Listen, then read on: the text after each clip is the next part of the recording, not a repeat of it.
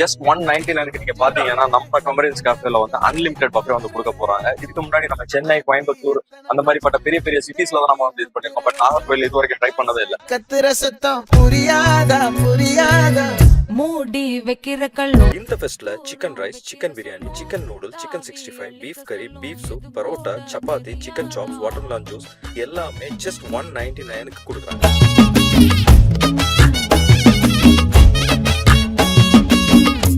அட ஆடியா.